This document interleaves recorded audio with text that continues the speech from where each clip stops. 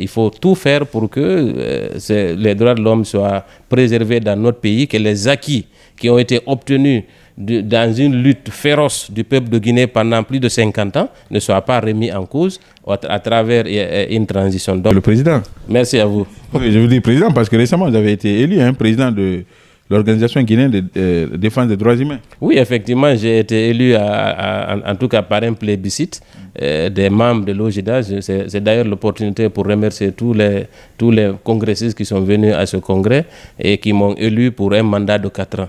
J'entends mener ce mandat-là avec beaucoup de renouveau et aussi beaucoup de réformes puisque la situation politique elle est assez complexe, elle est assez difficile. Mais je pense qu'à cœur vaillant, rien d'impossible. Vous venez à un moment difficile où les droits de l'homme sont parfois malmenés. Oui, effectivement, vous savez, nous sommes presque dans la même configuration qu'en 2009, même si les méthodes ont changé, mais la démarche est toujours la même. Donc, c'est un combat de longue haleine. Vous savez, la liberté n'est jamais acquise. Il faut l'arracher, il faut se battre pour les droits humains.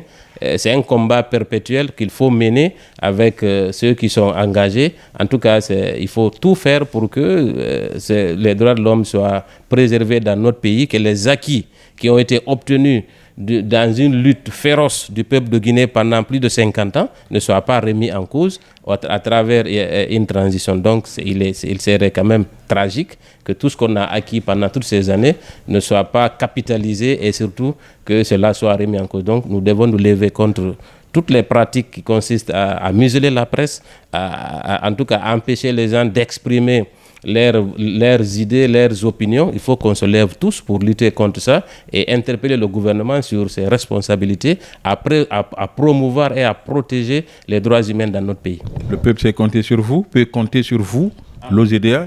Absolument, l'OJDA c'est l'ONG pionnière dans notre pays. Je pense qu'il y a beaucoup d'autres organisations de défense des droits de l'homme avec lesquelles nous allons évidemment travailler pour que les droits de l'homme soient...